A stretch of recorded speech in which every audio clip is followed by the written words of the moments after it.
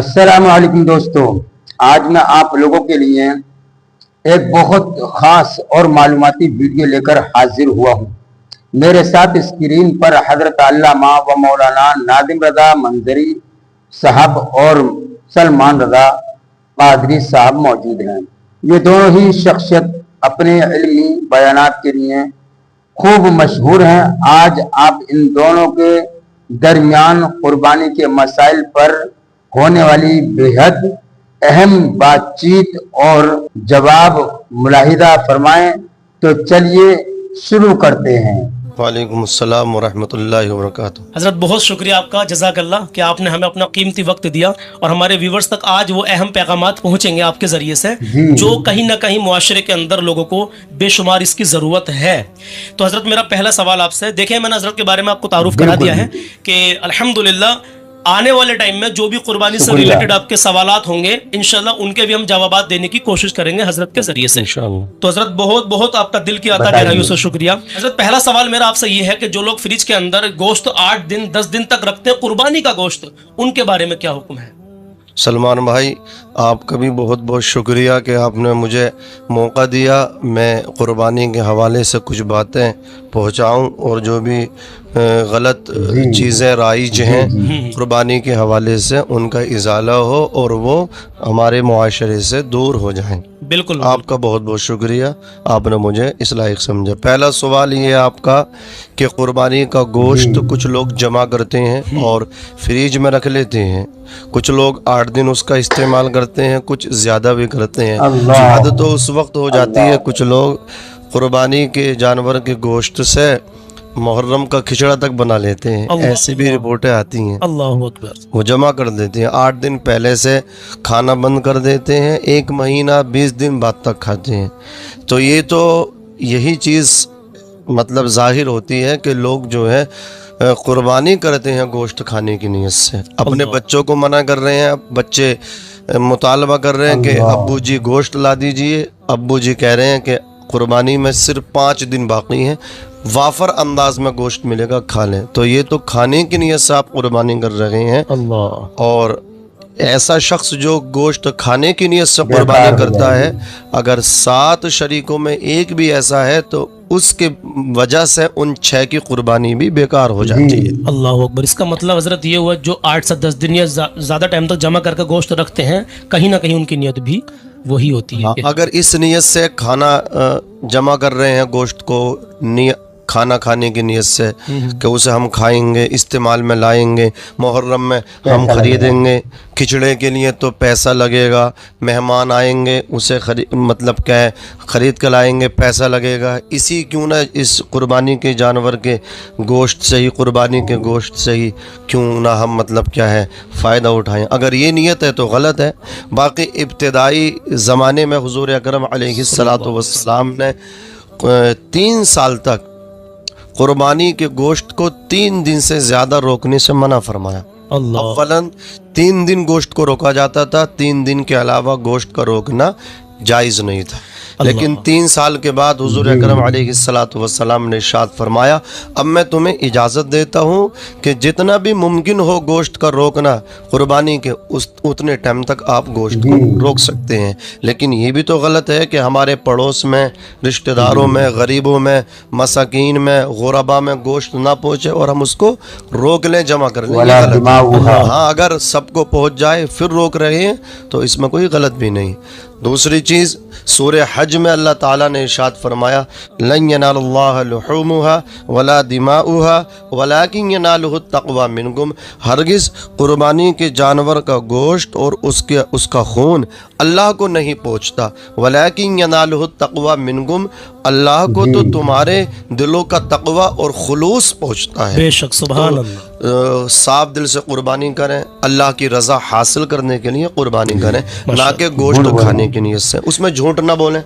آج کل کمپٹیشن کا دور ہے، بکرے لے کر کے آ جاتے ہیں، کہتے میرا لائیں 15,000 کا، کہتے صاحب 20,000 کا لائیں، تو آپ جھوٹ بول رہے ہیں، یہ بھی غلط ہے، حرام ہے جھوٹ بولنا۔ دوسری چیز مطلب کیا مقابلے ہوتے ہیں کہ میرا جانور تیرے جانور سے اچھا ہے۔ اللہ کے یہاں دلوں کے خلوص دیکھے جاتے ہیں، نیتیں دیکھی جاتی ہیں تو آپ جو ہے صرف اور صرف محض اللہ کو راضی کرنے کے لیے قربانی کریں، نہ کہ دنیا کو دکھانے کے لیے۔ ماشاءاللہ، بہت شکریہ حضرت۔ اچھا، ایک سوال یہ ہے، ادھکتر لوگ یہ سوال ہم سے کر رہے ہیں ابھی بھی کمنٹ باکس میں، جی، کہ قربانی کا گوشت گھر میں سب سے پہلے کس کو کھانا چاہیے؟ یہ بھی سوال آپ کا بہت اچھا ہے۔ قربانی، میرے پاس بھی فون آتے ہیں اس حوالے سے، تو جو میرے پاس فون کرتے ہیں شاید یہ ویڈیو ان تک بھی پہنچ جائے، اور جو آپ کے چاہنے والے ہیں انشاءاللہ ان کے پاس بھی پہنچ جائے۔ بالکل پہنچے میں گی تو کہتا ہوں وائرل ہو، انشاءاللہ لوگوں کو مطلب کیا اس سے فائدہ حاصل ہو، وہ اس سے استفادہ کریں۔ انشاءاللہ۔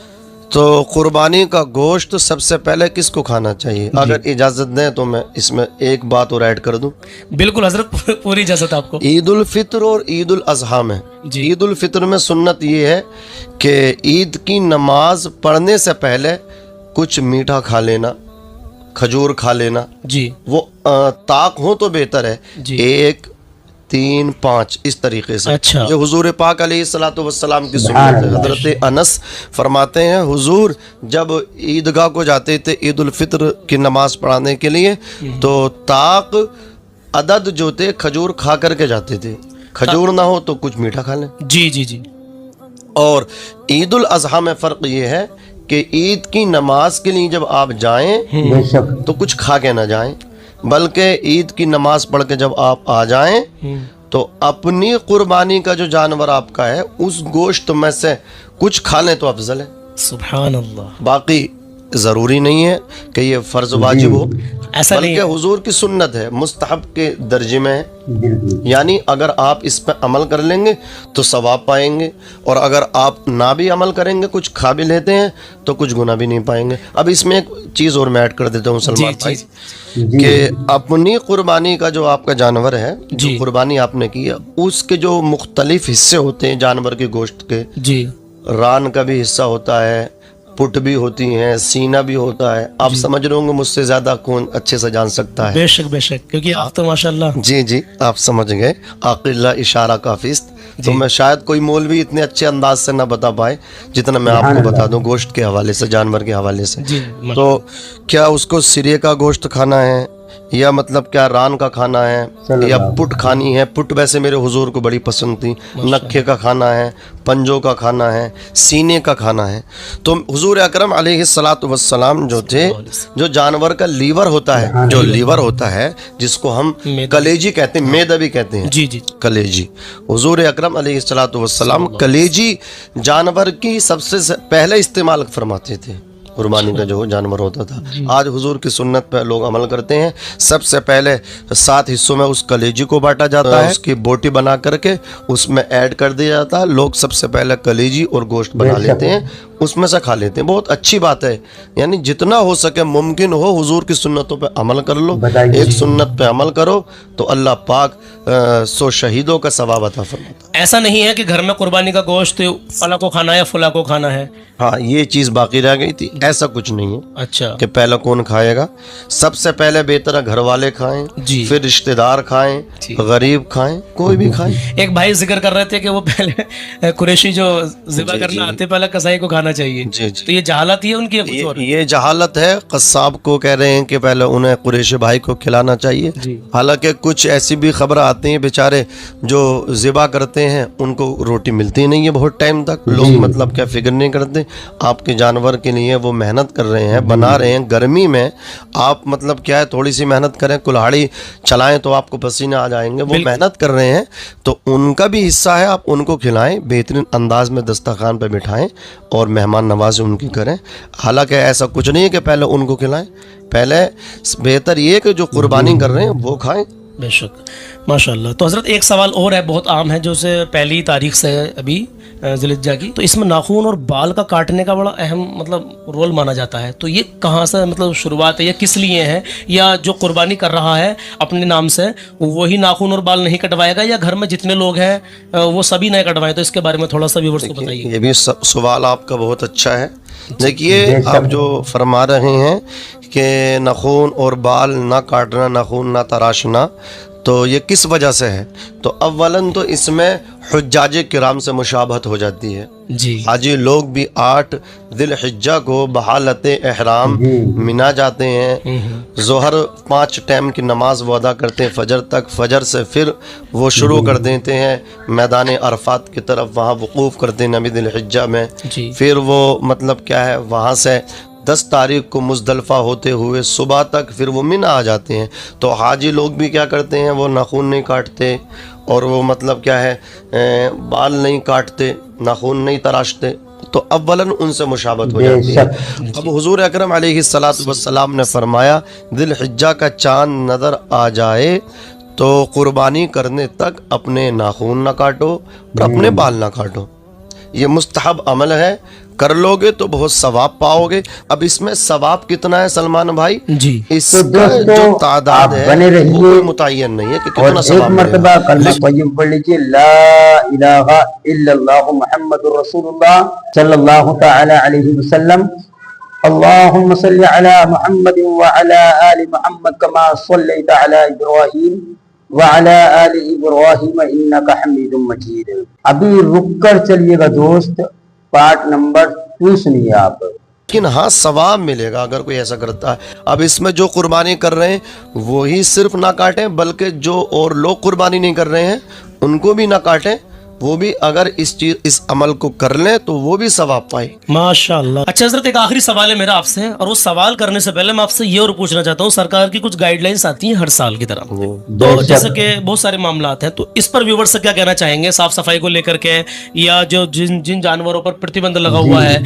کچھ علاقوں میں کبھی کبھی ایسا سامنے آتا ہے معاملہ ہر سال کہ ہاں فلاں جگہ ایسا معاملہ پیش آ گیا کہ اس نے پرتیبندھت جانور کی قربانی وہاں پر لوگ کر رہے تھے. اب اللہ بہتر جانے کہ اس میں سے کچھ سچائیاں ہوتی ہیں یا جھوٹ ہوتا ہے، لیکن اس بارے میں آپ کیا کہنا چاہیں گے عوام سے؟ سلمان بھائی یہ بہت اچھا سوال ہے. جو بھی حکومت کی طرف سے گائیڈز لائنز ملتی ہیں ان پہ ہمیں مکمل عمل کرنا چاہیے. صاف صفائی تو ہمارے ایمان کا حصہ ہے، الحمدللہ. ہمیں صاف صفائی کرنی چاہیے اور اس کا مکمل خیال رکھنا چاہیے. اور جو پرتیبندھت پشو ہیں، جانور ہیں، ان سے ہمیں احتیاط کرنی چاہیے، ان سے ہمیں بچنا چاہیے. اور اس کا اگر آپ کو ثبوت دیکھنا ہو تو بنگال صاحب دیکھیے، کیا بات ہے. بالکل بنگال والوں نے کتنا بہترین ثبوت دیا. ابھی شبھیندو ادھیکاری وہاں کے نئے CM منتخب ہوئے ہیں، انہوں نے اعلان کر دیا کہ ایسے جانور جو پرتیبندھت ہیں ان کی قربانی نہیں دی جائے گی. تو بنگال کے مسلمانوں نے عقل مندی کا اظہار کیا اور ثبوت دیا. انہوں نے اپنے بازاروں سے ایسے پشوؤں کو واپس بھجوایا کہ بھائی ان کو آپ لے کر کے جائیے، ہم ان کی قربانی نہیں کریں گے. لیکن کچھ اسٹیٹ سے ایسی خبریں آتی ہیں، لوگ کسی کے ورغلانے، وہ ورغلاتا ہے، اس کے شکار ہو جاتے ہیں، جذبات کا اظہار کرتے ہیں. وہ تو اپنی سیاست اور اپنی دکان کو چمکا لیتے ہیں. باقی یہ مسلمان جذبات میں آ کر کے مقدمے ان پر لگ جاتے ہیں اور جیلوں میں جا کر کے یہ سڑتے ہیں. جی حضرت، یہاں پر ایک بات اور کہنا چاہوں گا. دیکھیے بہت اچھی بات کہی ابھی حضرت نے. آپ اپنی اور اپنے پریوار کی جو آنے والی پریشانی، اللہ نہ کرے کوئی پریشانی میں آپ مبتلا ہو جائیں، تو ان باتوں کا خاص خیال رکھیں. کھلے میں بالکل قربانی نہ کریں، اور قربانی کا جو جانور ہو اس کی تصویر بالکل نہ کھینچیں. تصویر سازی سے مکمل آپ احتیاط اور پرہیز کریں، سختی سے اس پہ عمل کرائیں. اور میں ائمہ مساجد، اپنے ذمہ داران علماء کرام سے بھی گزارش کروں گا، آپ کے اس سوشل میڈیا کے پلیٹ فارم سے، آپ کے چینل کے مادھیم سے، کہ ہمارے ذمہ داران، ہمارے علماء، ہمارے ائمہ حضرات جمعے میں اور بلکہ جیسا موقع ملے اس میں بیان کریں کہ قربانی کے پشو جانور کی ویڈیو نہ بنائیں، سوشل میڈیا پہ اسے نہ ڈالیں، کسی کی بھاوناؤں کو آہت کرنے کا بالکل بھی آپ کوشش نہ کریں. اور ان کا خون جو ہے کھلے میں نہ بہائیں. اس کو مطلب جو بھی کچرا ہو، جو بھی خون ہو، جو فضلہ ہو، اس فضلہ کو آپ دبا دیں. جی بالکل، یہ بہت اچھی بات کہی ہے، کیونکہ کچھ علاقوں میں یہ دیکھا جاتا ہے، یہ پایا جاتا ہے کہ فلاں جانور کا فلاں چیز وہاں پڑی تھی بھائی ایسا نہ کریں، کتے لے جاتے ہیں. تو یہ بہت مطلب غور و فکر والی بات ہے. کسی کی دھارمک بھاوناؤں کو ٹھیس نہ پہنچے تو اس کا خیال رکھتے ہوئے ہمیں تمہیں یہ کام کرنا ہے. دھارمک استھل پہ وہ کتا مطلب کیا، وہ تو غیر ذوی العقول ہے، جانور ہے. وہ کتا لے گیا آپ کے جانور کی کسی حصے کو، اس میں جا کر کے دھارمک استھل پہ ڈال دی. وہاں پہ وہ لوگ اپنی آستھا رکھتے ہیں، اپنی عبادت مدد کے لیے آتے ہیں تو اس سے विवाद हिंसा भड़क सकती है जी। تو آپ نہیں سمجھتے आपकी ایک چھوٹی سی لاپرواہی سے کتنا بڑا فساد اور نقصان ہو سکتا ہے. جی ماشاءاللہ بہت اچھا پیغام دیا حضرت نے. ایک آخری سوال ہے میرے عزیز، بنے رہنا ابھی جو آپ کے لیے بہت کام آنے والا ہے. قربانی سے پہلے، بقرعید سے پہلے یہ ویڈیو آپ اپنے تمام احبابوں کو پہنچا دینا میرے عزیز. آخری سوال حضرت میرا آپ سے یہ ہے کہ قربانی ہمیں اپنے گھر میں بہت سارے، یہ بے شمار لوگوں کا سوال ہے، ابھی بھی بہت سارے لوگوں کے ذہن میں ہوں گے. آپ کا بھی کوئی سوال ہو تو ابھی کے بھی کمنٹ میں ہمیں بتا دینا، سوال کر لینا. انشاءاللہ اگلی ویڈیو میں آپ کو سوال پر مکمل دھیان دیا جائے گا کہ قربانی ہمیں سب سے پہلے اپنے گھر میں کس کے نام سے کرنی چاہیے. کچھ لوگ کہتے ہیں پیارے آقا علیہ الصلوۃ والسلام کے نام سے کرنی چاہیے، یا جو ہمارے ابا گزر گئے ہیں، دادا گزر گئے، ان کے نام کی کرنی چاہیے، بعد میں ہمیں اپنے نام کی کرنی چاہیے. تو اس کو لے کر کے سب سے پہلے گھر میں قربانی کون اپنے نام سے کرے، مطلب کس کے نام کی قربانی کرنی چاہیے، اس کو لے کر بہت سوال ہے لوگوں کے. سلمان بھائی یہ بھی سوال بہت اچھا ہے کہ سب سے پہلے قربانی کس کے نام سے کرنی چاہیے. جی حضرت. دیکھیے ایک جانور کے اندر 7 حصے ہوتے ہیں. کچھ لوگ اس غلط فہمی کا شکار ہیں کہ ہم نے 7 راسیں کر لیں، 7 حصے ہم نے کر لیے جی 7 سال لگاتار، تو اب ہمارے ذمے سے قربانی جو ہے وہ ساقط ہو گئی. ایسا کہنا اور سمجھنا بالکل غلط ہے. جی آپ جب تک مالک نصاب رہیں گے زندگی میں، آپ پوری زندگی جب تک رہیں گے قربانی ہر سال آپ کرتے رہیں گے. مالک نصاب ہونے کے لیے کیا ضروری ہے؟ مالک نصاب ہونے کے لیے دیکھیے جس طرح جو نصاب زکوٰۃ کا ہے وہی نصاب قربانی کا ہے. جی زکوٰۃ پہ حولان حول ضروری ہے، سال بھر مال پہ آپ کے پاس رہنا ضروری ہے، تب اس پہ زکوٰۃ واجب ہوتی ہے. لیکن قربانی پہ حولان حول کوئی ضروری نہیں ہے. اگر آپ 3 دن میں، قربانی کے 3 دن ہوتے ہیں 10 11 12، جی ان 3 دنوں میں مالک نصاب بن گئے، یعنی 7.5 تولہ سونا یا 52.5 تولہ چاندی، یا اتنا آپ کے پاس پیسہ ہوا 52.5 تولہ چاندی. میں نے آج سرچ کیا، پوچھا تو پتہ چلا کہ آج کی حساب سے ہندوستان میں 52.5 تولہ چاندی کی جو قیمت ہے وہ 50 سے 52 ہزار تک ہے. اگر کوئی اتنے پیسے کا مالک ہوتا ہے، حاجت اصلیہ کے علاوہ اس کے پاس اتنا پیسہ، یہ موبائل ہے یہ بھی حاجت اصلیہ کے علاوہ 1 لاکھ کا فون چلا رہے ہیں، تو ظاہر سی بات ہے وہ اس پہ جو آئی فون چلاتا ہے اس پہ قربانی واجب ہے. سمجھ رہے ہیں آپ، اس میں قربانی واجب ہے. تو اگر مالک نصاب بنا اور اس کا مال نصاب کو پہنچ گیا تو اس پہ قربانی واجب ہو گئی. اب اگر وہ حضور پاک علیہ الصلوۃ والسلام سے محبت کرتا ہے، جی حضور سے اسے عشق ہے، حضور سے اسے پیار ہے، اور حضور سے اپنی جان سے زیادہ پیار ہونا چاہیے. حضور سے محبت ہی تو کامیابی کا مدار ہے، مدار نجات ہے. بے شک. کہ محمد سے وفا تو نے تو ہم تیرے ہیں، یہ جہاں چیز ہے کیا لوح و قلم تیرے ہیں. عشق تیرے صدقے جلنے سے چھوٹے سستے، جو آگ بجھا دے گی وہ آگ لگائی ہے. جی کروں تیرے نام پہ جا فدا، نہ بس ایک جا دو جہاں فدا، دو جہاں سے بھی نہیں جی بھرا، کروں کیا کروڑوں جہاں نہیں. تو اگر حضور کے نام سے بھی حصہ کرنا چاہ رہے ہیں بہت اچھی بات ہے، کریں. اس سے آپ کو اللہ مال عطا فرمائے گا، عزت میں بھی آپ کی 4 چاند لگیں گے. اگر اپنے والد مرحوم کی طرف سے، والدہ مرحومہ کی طرف سے، یا مرحومین کی جانب سے کرنا چاہ رہے ہیں تو آپ کریں، لیکن پہلے اپنا کریں. اپنا ضروری ہے، اس کے بعد آپ کے پاس وسعت ہو، کیپیسٹی ہو، جتنا ہو سکے اتنا زیادہ آپ کریں. لیکن فرق ہے سلمان بھائی، جی مرحومین کی طرف سے قربانی کا جو گوشت ہے اس میں فرق ہے. جی اگر ہمارے والد یہ وصیت کر کے گئے تھے کہ میرے نام سے بیٹا قربانی کرنا، تو اس کو ہم قربانی کریں گے تو اس کے گوشت کا مصرف کون ہے، کہاں خرچ کیا جائے گا. اور ایک ہمارے والد نے ہم سے کہا نہیں پھر بھی ہم قربانی کر رہے ہیں تو اس گوشت کو کہاں خرچ کرا جائے گا. میں اپنی طرف سے ایڈ کر رہا ہوں، آپ کا حالانکہ سوال نہیں تھا یہ، بہت ضروری ہے حضرت. تو اگر ہمارے کسی عزیز نے مرنے سے قبل یہ وصیت کی تھی کہ قربانی میری جانب سے کر دینا، تو اس قربانی کا جو گوشت ہوگا کل کا کل صدقہ کرنا ضروری ہے. آپ اپنے استعمال میں، مصرف میں بالکل نہیں لا سکتے، جائز نہیں ہے. اگر آپ کے عزیز نے کہا نہیں تو پھر آپ قربانی کر رہے ہیں تو آپ کو اختیار کلی حاصل ہے، جیسا چاہیں ویسا خرچ کریں، کل کا کل گھر میں خرچ کریں، غریبوں میں خرچ کریں، رشتہ داروں میں خرچ کریں، جہاں چاہیں وہاں خرچ کریں. کیا بات ہے، سبحان اللہ. بہت اچھے پیغام حضرت کے ذریعے سے ہمیں اور تمہیں ملے میرے عزیزوں. سلمان بھائی، جی جی قربانی کو لوگ اتنا مطلب کیا ہلکا جانتے ہیں. बड़ी मतलब क्या है, ये ईमान की कमजोरी है, अल्लाह हल्का नहीं जानना चाहिए।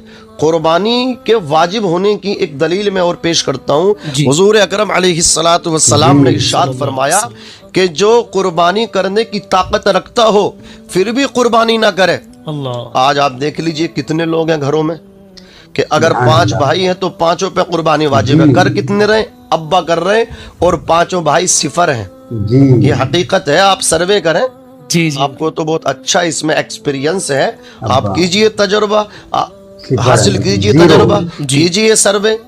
तो घर के अंदर बहनें हैं, वालदा हैं, बहनों के पास भी जेवरात है, उन पे भी कुर्बानी वाजिब है, वालदा पे जेवरात है, उन पे भी कुर्बानी वाजिब है, मालदार हैं, कुर्बानी सब पे वाजिब है। कर कितने रहे? एक। अल्लाह ये सरासर गलत है। कुर्बानी करना वाजिब है और वाजिब का ना करने वाला गुनहगार है, मुस्तहिक़ अज़ाब नार और जहन्नम है। तो सलमान भाई बात ये चल रही थी, हुजूर पाक अलैहिस्सलाम ने फरमाया कि जो कुर्बानी करने की ताकत रखता हो फिर भी कुर्बानी ना करे, हुजूर फरमाते वो मेरी ईदगाह को ना आए। हुजूर उससे बरात का इजहार फरमा रहे हैं, अल्लाह। हुजूर उससे नाराजगी का इजहार फरमा रहे हैं अल्लाह। कि अगर कुर्बानी करने की ताकत हो फिर भी कुर्बानी नहीं कर रहे, मत आओ मेरी ईदगाह के पास, ना आओ मेरी ईदगाह को। तो हमें चाहिए अय्यामे कुर्बानी में कि हम कुर्बानी करें, जरूर कुर्बानी करें, एक कुर्बानी करें, 2 कुर्बानी करें, जितना हो सके हम कुर्बानी करें। सुभान अल्लाह, सुभान अल्लाह। मेरे अजीज़ों, आपका कोई भी कैसा भी सवाल हो कुर्बानी से रिलेटेड, इंशाल्लाह ताला 1-2 दिन में, कल बहुत जल्दी ही जो भी आपके सवालात होंगे बकरीद से पहले हजरत की मौजूदगी में इंशाल्लाह ताला सारे सवालों का आपके जवाब दिया जाएगा इंशाल्लाह ताला। इंशाल्लाह। आप बस कमेंट में लिख के भेज दें। अभी मैं आज आपकी सारी कमेंट्स पढ़ूंगा कि किस भाई ने, किस बहन ने कुर्बानी से तो दोस्तों, आपने सुना हजरत सलमान और मौलाना नाजिम रजा मंजरी साहब और सलमान रजा पादरी साहब के बीच हुई ये एक बेहद अहम और मालूमाती गुफ्तगू। उम्मीद है कि आपको कुर्बानी से जुड़े तमाम सवालात के जवाब मिल गए होंगे। अगर आपको ये जानकारी पसंद आई हो तो इस वीडियो को अपने दोस्तों, अपने परिवार के साथ जरूर शेयर करें ताकि उन्हें भी इसका फायदा मिले। और हाँ, अगर आप हमारे चैनल मलिक मोहम्मद शरीफ पर नए हैं तो इसे सब्सक्राइब करना ना भूलें ताकि आने वाली हर नई वीडियो आप तक पहुंचती रहे। अपनी राय कमेंट में जरूर बताइए। अल्लाह हाफिज। अस्सलाम वालेकुम।